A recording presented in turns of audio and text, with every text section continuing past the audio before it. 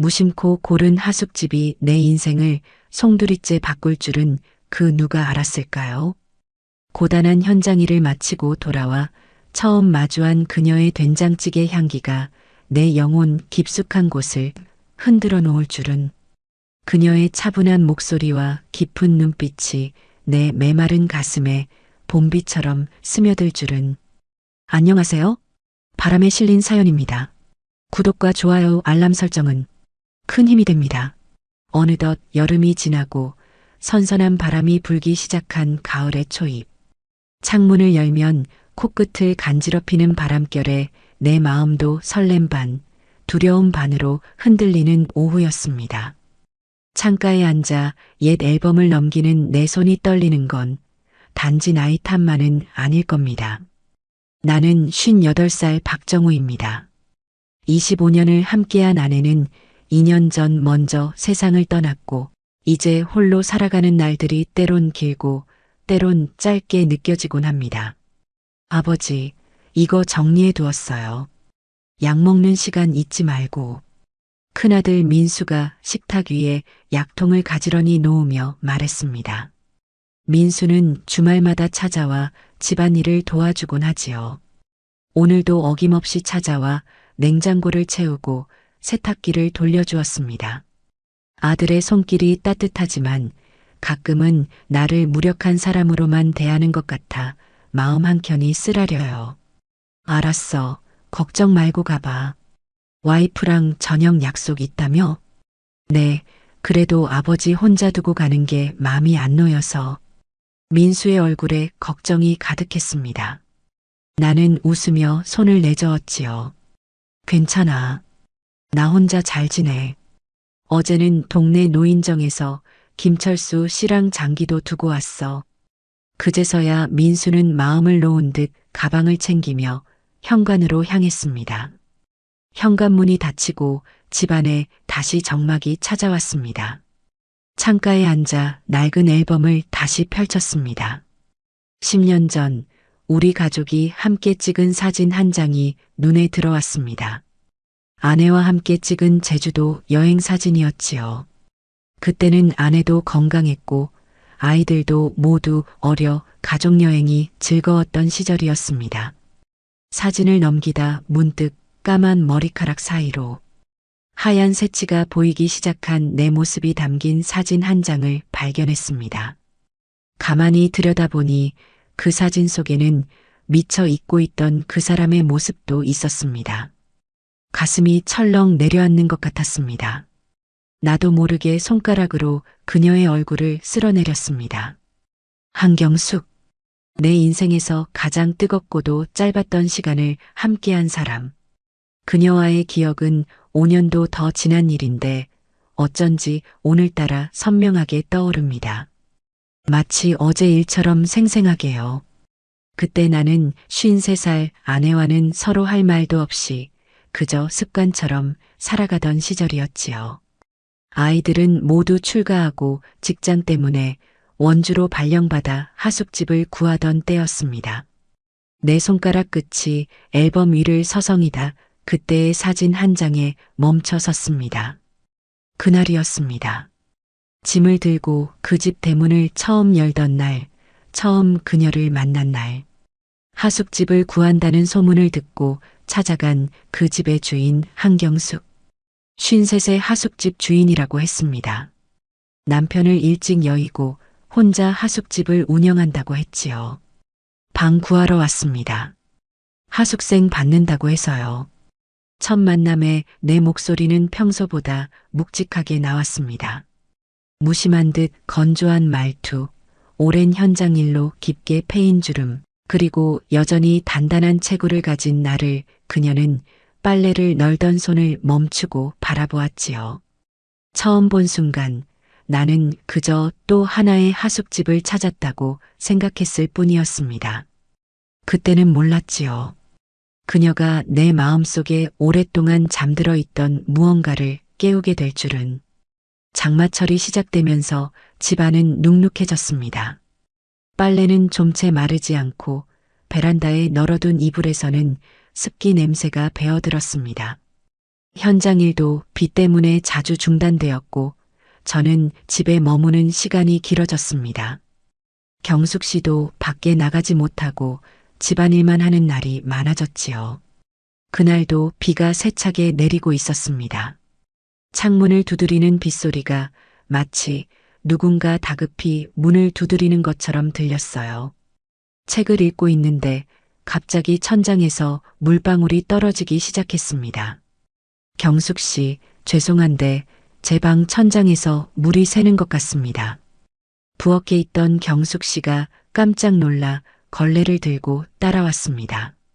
제 방 천장에서는 빗물이 뚝뚝 떨어지고 있었고 장판은 이미 흥건했습니다.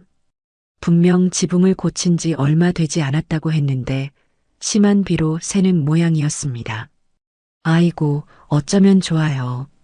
금방 수리업체에 연락할게요. 그동안 작은 방으로 옮기시는 게 좋겠네요. 그날 저녁 저는 작은 방으로 짐을 옮겼습니다. 작은 방은 원래 딸의 방이었는데 결혼 후 빈 방으로 남아 있었다고 했지요.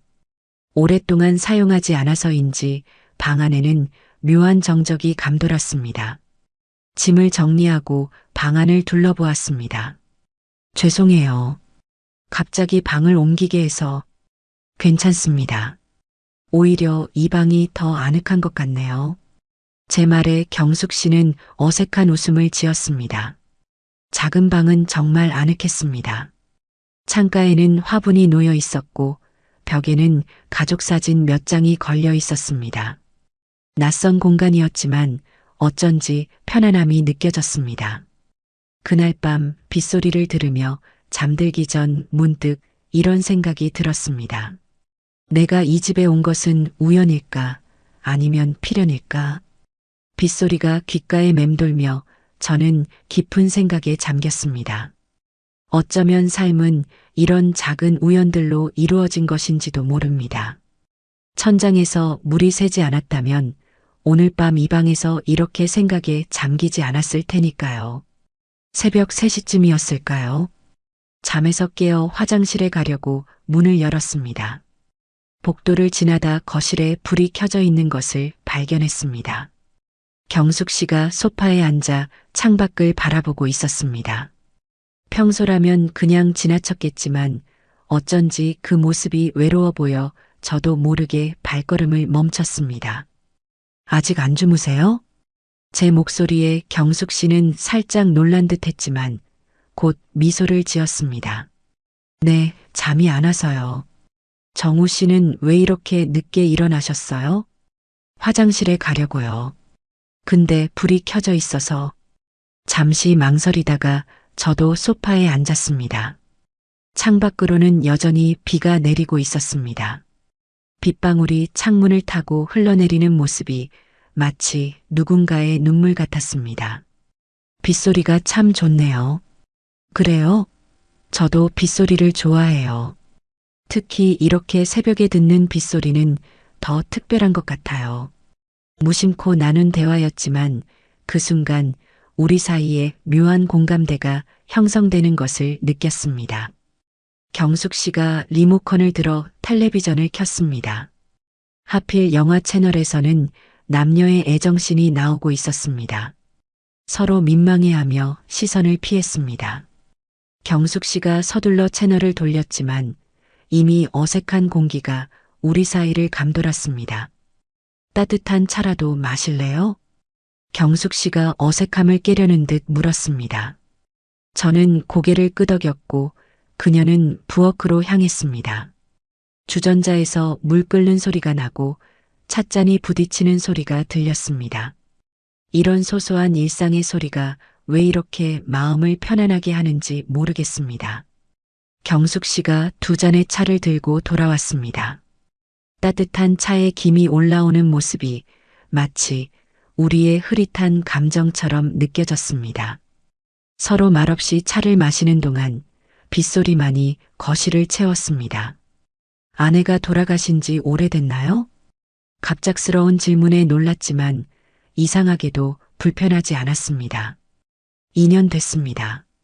갑작스러운 병으로. 저도 남편을 일찍 여의었어요. 3년 전에요.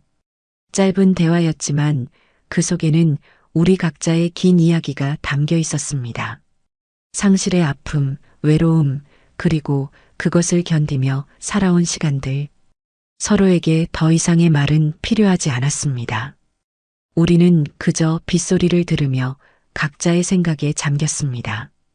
어느 순간 경숙 씨가 소파에 기대어 눈을 감았습니다. 곧 그녀의 고른 숨소리가 들리기 시작했습니다. 잠든 그녀의 얼굴은 참 평화로워 보였습니다. 저는 조용히 일어나 담요를 가져와 그녀에게 덮어주었습니다. 그리고 맞은편 소파에 앉아 잠시 그녀의 얼굴을 바라보았습니다. 문득 가슴 한편이 따뜻해지는 느낌이 들었습니다. 오랫동안 잊고 있었던, 아니 억누르고 있었던 감정이 서서히 깨어나는 것 같았습니다.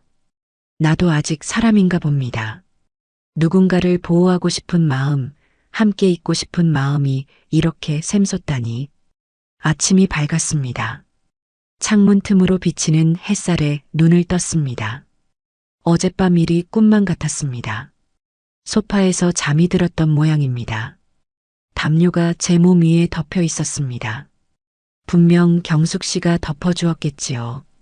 거실에는 아침 식사 준비하는 소리가 들렸습니다. 부엌으로 가보니 경숙 씨가 부지런히 아침상을 차리고 있었습니다. 된장찌개에서 김이 모락모락 올라오고 반찬 몇 가지가 정갈하게 놓여 있었습니다. 오랜만에 보는 제대로 된 아침 식사였습니다. 일어나셨어요? 씻고 오세요. 아침 준비됐어요. 경숙 씨의 목소리는 평소와 다름없었지만 어젯밤의 기억 때문인지 왠지 더 다정하게 들렸습니다. 화장실에서 얼굴을 씻고 거울을 보니 수염이 덥수룩하게 자라 있었습니다. 평소라면 대충 넘겼을 텐데 오늘따라 면도를 꼼꼼히 했습니다. 식탁에 앉자 경숙 씨가 밥을 담아 내밀었습니다. 많이 주세요. 오늘 현장에서 일이 많을 것 같아서요. 비가 그쳤나 보네요. 네, 오늘부터 공사 재개될 것 같습니다. 평범한 대화였지만 묘하게 서로를 의식하는 듯한 분위기가 감돌았습니다. 된장찌개 한 술을 떠먹는데 그 맛이 참 오랜만에 느껴보는 집밥의 맛이었습니다. 아내가 살아있을 때도 이런 정성스러운 아침은 드물었던 것 같습니다. 우리는 각자 바쁘다는 핑계로 아침은 대충 때우곤 했으니까요. 맛있습니다. 짧은 한마디였지만 진심을 담았습니다. 경숙 씨의 얼굴에 미소가 번졌습니다. 그 미소가 왠지 아름다워 보였습니다. 나이가 들어도 여자의 미소는 아름답다는 생각이 들었습니다. 주말에 시간 되세요? 갑자기 제 입에서 이런 말이 튀어나왔습니다. 저도 놀랐지만 이미 말은 내뱉은 후였습니다. 네, 왜요? 그냥 같이 시장 좀 가려고요. 제가 필요한 것도 좀 사고 경숙 씨도 장 보실 거 있으면. 어색하게 변명을 늘어놓는데 경숙 씨가 웃으며 고개를 끄덕였습니다. 좋아요. 저도 살 것이 좀 있었어요. 그렇게 우리의 첫 데이트가 정해졌습니다. 데이트라고 하기에는 너무 소소한 약속이었지만 제 마음은 마치 20살 청년처럼 설레었습니다. 현장으로 출근하는 발걸음이 그날따라 가벼웠습니다. 일주일 중 가장 빨리 지나간 날이 아니었나 싶습니다. 주말이 되자 저는 평소보다 일찍 일어나 단정하게 차려입었습니다. 평소에는 입지 않던 깔끔한 셔츠에 면바지를 입고 심지어 향수까지 뿌렸습니다. 거울을 보며 쓴웃음을 지었습니다. 이런 모습이 우스꽝스럽게 느껴졌지만 한편으로는 참 오랜만에 나 자신을 가꾸는 것 같아 기분이 좋았습니다. 경숙 씨도 평소보다 신경 쓴 모습이었습니다. 단정한 원피스에 가벼운 화장, 그리고 은은한 향기가 풍겼습니다. 서로를 보는 순간 우리는 민망한 듯 웃음을 터뜨렸습니다. 어디부터 갈까요? 전통시장부터 가요. 신선한 채소랑 과일을 사야 해서요. 시장은 활기찼습니다. 사람들 사이를 비집고 다니며 이것저것 구경하는 재미가 쏠쏠했습니다. 경숙 씨는 능숙하게 흥정을 하며 물건을 골랐고 저는 무거운 짐을 들어주었습니다. 간단한 역할 분담이었지만 함께 장을 보는 일상이 오랜만에 느껴보는 행복이었습니다. 이거 드셔보세요. 정말 달아요. 경숙 씨가 시식용으로 내놓은 복숭아를 한 조각 건넸습니다. 달콤한 맛이 입안에 퍼졌습니다. 그 달콤함보다 더 달콤한 것은 경숙 씨의 손에서 건네받은 그 순간의 설렘이었습니다. 어느덧 가을이 깊어가고 있었습니다. 하늘은 더욱 높아지고 단풍은 붉게 물들기 시작했습니다. 경숙 씨와 함께 보낸 시간이 쌓여갈수록 마음 한편에는 두려움도 자라고 있었습니다. 이런 감정이 과연 옳은 것인지, 나이 들어 느끼는 이 감정이 진짜인지, 그리고 이 감정이 어디로 흘러갈지에 대한 불안함이었습니다. 현장 일은 점점 바빠졌습니다. 겨울이 오기 전에 마무리해야 하는 공정이 많았기 때문입니다. 늦게 돌아오는 날이 많아졌지만 그럴 때마다 경숙 씨는 항상 따뜻한 저녁을 준비해 두었습니다. 오늘은 왜 이렇게 늦었어요? 마감 공정이 있어서요. 죄송합니다. 괜찮아요. 밥 데워드릴게요. 이런 소소한 대화가 쌓이면서 우리는 점점 더 가까워졌습니다. 서로의 과거 이야기, 아픔과 기쁨, 그리고 꿈과 후회에 대해 나누었습니다. 경숙 씨는 젊은 시절 피아노를 배웠지만 결혼 후 그만두었다는 이야기, 저는 건축가가 되고 싶었지만 현실의 벽에 부딪혀 건설 현장 감독이 된 이야기를 나누었습니다. 그날 저녁 경숙 씨가 오래된 앨범을 꺼내왔습니다. 젊은 시절 그녀의 모습이 담긴 사진들이었습니다. 20살 무렵의 경숙 씨는 정말 아름다웠습니다. 맑은 눈빛과 수줍은 미소가 지금과 다르지 않았습니다. 정말 예쁘셨네요. 지금은 안 예쁘다는 말씀이신가요? 장난스레 물었지만 그 질문에 진지하게 대답하고 싶었습니다. 지금도 예쁘십니다. 다른 의미로요. 경숙 씨의 볼이 붉게 물들었습니다. 우리는 창가에 나란히 앉아 가을밤의 별을 바라보았습니다. 손끝이 우연히 맞닿았습니다. 잠시 그대로 있다가 제가 조심스럽게 그녀의 손을 잡았습니다. 경숙 씨는 손을 빼지 않았습니다. 그렇게 우리는 말없이 손을 맞잡은 채 밤하늘을 바라보았습니다. 이런 감정이 이 나이에 다시 생길 줄 몰랐어요. 경숙 씨의 목소리가 작게 떨렸습니다. 저도 같은 마음이었습니다. 저도요. 나도 아직 사람인가 봅니다. 서로를 바라보는 순간 자연스럽게 입술이 가까워졌습니다. 오랜 시간이 지난 뒤에 찾아온 이런 감정은 어색하면서도 달콤했습니다. 마치 청춘의 설렘을 다시 느끼는 것 같았습니다. 그날 밤 우리는 서로의 온기를 나누었습니다. 오랫동안 잊고 있었던 육체의 감각이 되살아났습니다. 서로의 주름진 피부와 흰 머리카락은 부끄러움의 대상이 아니라 함께 걸어온 세월의 훈장처럼 느껴졌습니다. 우리는 서로의 흔적을 어루만지며 늦게 찾아온 사랑을 확인했습니다. 이렇게 행복해도 될까요? 경숙 씨의 질문에 저는 그저 그녀를 더 꼭 안아주었습니다. 우리의 행복이 누구에게 허락받을 필요가 있을까요? 인생의 황혼에 만난 이 사랑은 우리 자신에게 주는 선물이었습니다. 행복한 시간은 언제나 빠르게 흐르는 법입니다.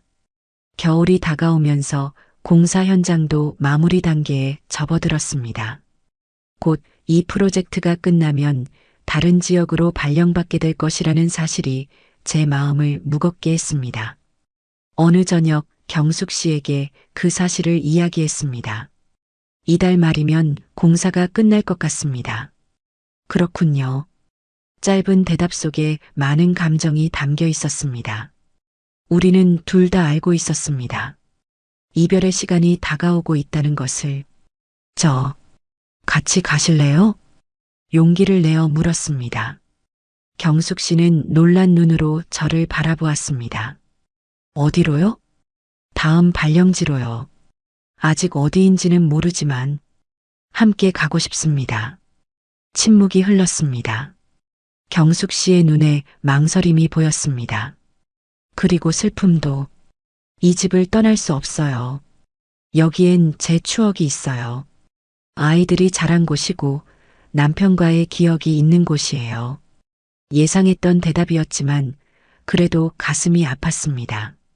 하지만 그녀의 마음을 이해했습니다. 우리 모두에게는 쉽게 떠날 수 없는 과거가 있으니까요. 그럼 제가 여기 남을게요. 이번엔 경숙 씨가 놀란 눈으로 바라보았습니다. 하지만 일은요? 회사는요? 퇴직할 때가 됐습니다. 이제 충분히 일했으니까요.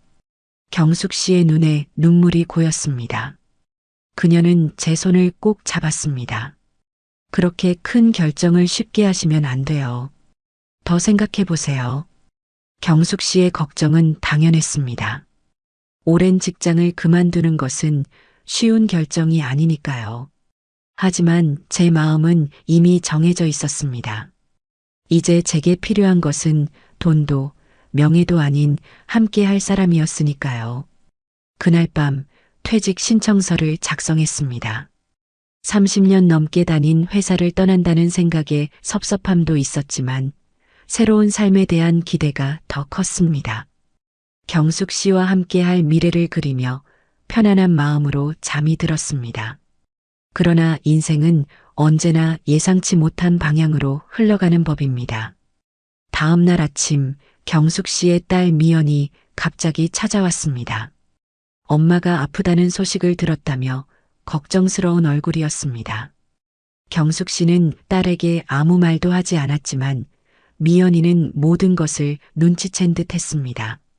어머니, 무슨 일 있으세요? 얼굴이 안 좋아 보여요. 아니야, 괜찮아. 그냥 요즘 좀 피곤해서 그래.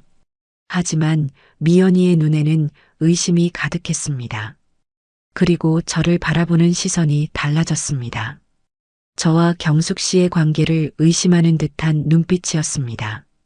그날 저녁 미연이가 떠난 후 경숙 씨는 평소보다 조용했습니다. 무언가 마음에 걸리는 일이 있는 듯 했습니다. 무슨 생각하세요? 아이들에게 어떻게 말해야 할지 모르겠어요. 우리 관계를. 현실의 벽이 우리 앞에 서 있었습니다. 우리의 사랑은 아름답지만 세상의 시선은 그렇지 않을 수 있습니다. 특히 자식들의 이해를 구하는 것은 더욱 어려운 일이겠지요. 시간을 두고 천천히 이야기해 보는 건 어떨까요? 서두를 필요 없습니다. 경숙 씨는 고개를 끄덕였지만 그녀의 눈에는 여전히 걱정이 가득했습니다. 이제 우리의 사랑은 단순한 두 사람의 문제가 아니라 가족과 사회 속에서 풀어가야 할 문제가 되었습니다. 다음 날 예상치 못한 손님이 찾아왔습니다. 경숙 씨의 아들 태연이었습니다. 누나 미연으로부터 이야기를 들었는지 그의 얼굴은 좋지 않았습니다. 어머니, 잠깐 이야기 좀 할게요. 경숙 씨는 불안한 얼굴로 아들을 따라 방으로 들어갔습니다. 닫힌 문 너머로 낮은 목소리가 새어나왔습니다. 점점 목소리가 커졌고 결국 언쟁으로 번지는 것 같았습니다.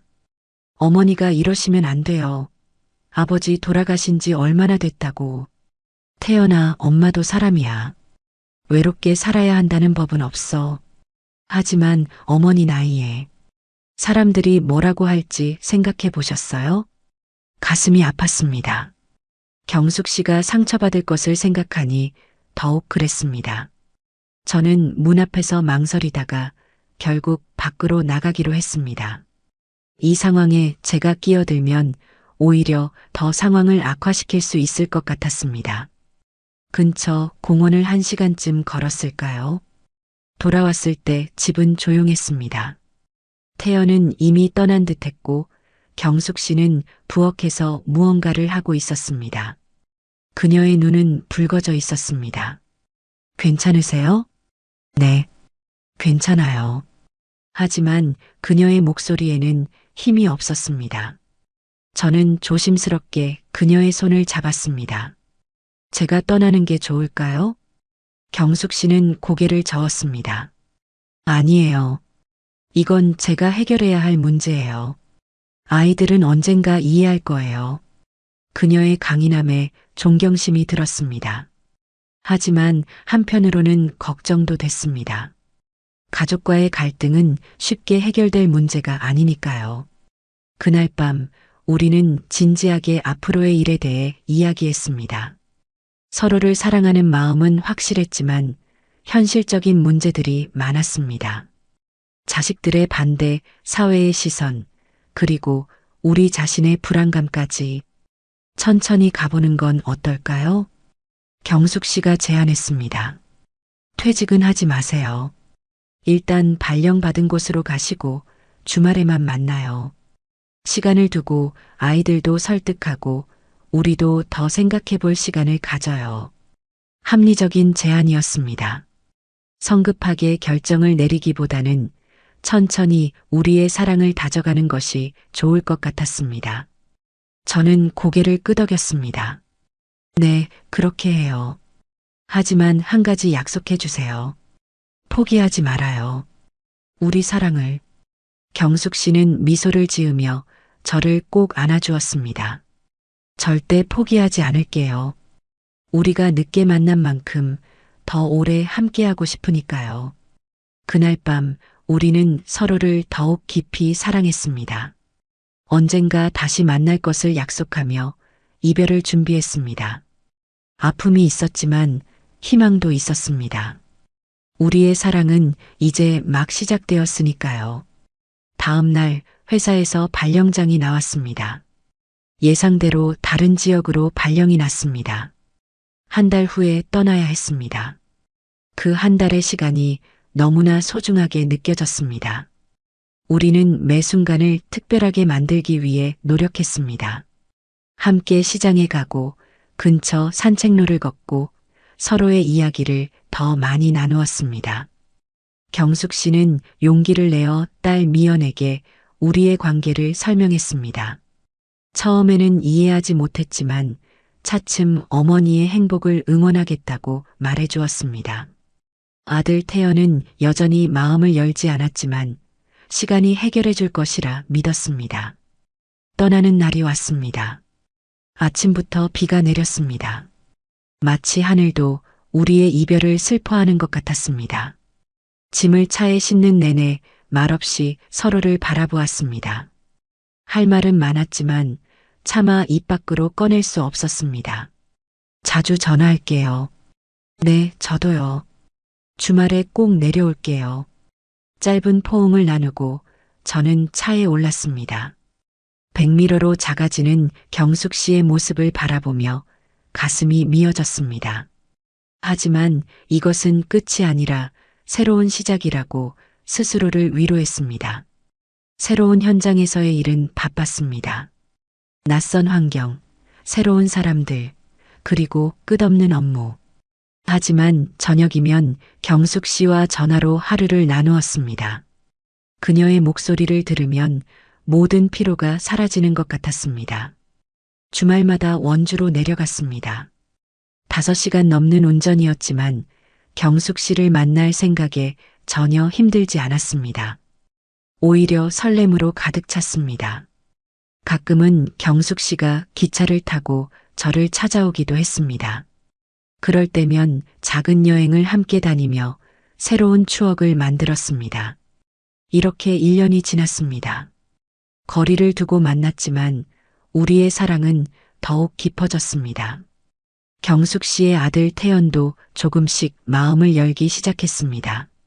한 번은 저희가 함께 있을 때 태연이 찾아와 어색하게나마 인사를 나누기도 했습니다. 그리고 오늘 정년퇴직을 앞둔 저에게 회사에서 마지막 발령이 나왔습니다. 다시 원주로 돌아가는 발령이었습니다. 이것은 우연일까요? 아니면 운명일까요?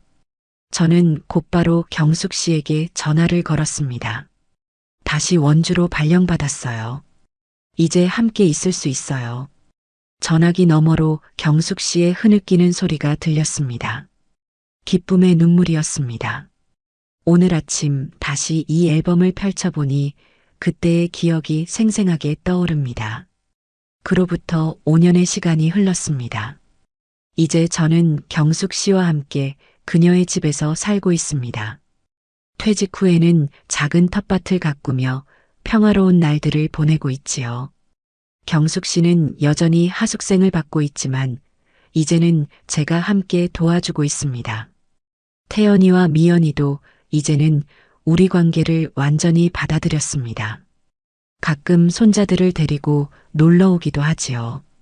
처음에는 어색했던 아이들도 이제는 저를 할아버지처럼 따릅니다. 사람들은 늦은 나이에 찾아온 사랑이 얼마나 갈까 의심했습니다. 하지만 우리는 매일매일 서로에 대한 사랑을 확인하며 살고 있습니다. 젊은 시절의 사랑과는 다른 더 깊고 성숙한 사랑을 나누고 있지요. 창밖으로 눈이 내리기 시작합니다. 경숙 씨가 따뜻한 차를 들고 들어옵니다. 뭘 그렇게 골똘히 보고 계세요? 우리 추억이요. 경숙 씨는 미소를 지으며 제 옆에 앉습니다. 함께 앨범을 넘기며 우리는 지난 시간을 회상합니다. 웃음 짓다가 때로는 눈시울을 붉히기도 합니다. 하지만 우리의 마음에는 감사함이 가득합니다. 인생의 황혼에 만난 서로가 얼마나 소중한 선물인지를 매일 느끼고 있으니까요. 나도 다시 설렐 수 있구나 생각했어요. 당신을 만났을 때 경숙 씨의 말에 저는 그녀의 손을 꼭 잡아줍니다. 저도 그랬습니다. 나도 아직 사람인가 봐요. 창밖의 눈은 계속 내립니다. 하얀 눈이 세상을 덮는 것처럼 우리의 사랑도 모든 상처와 외로움을 덮어주었습니다. 인생은 끝없는 여정입니다. 그 여정에서 누군가를 만나고 사랑하고 함께 걸어가는 것. 그것이 바로 삶의 의미가 아닐까요? 늦게 찾아온 사랑이지만 그래서 더욱 소중한 우리의 사랑. 이 사랑을 끝까지 소중히 간직하며 남은 여정을 함께 걸어갈 것입니다.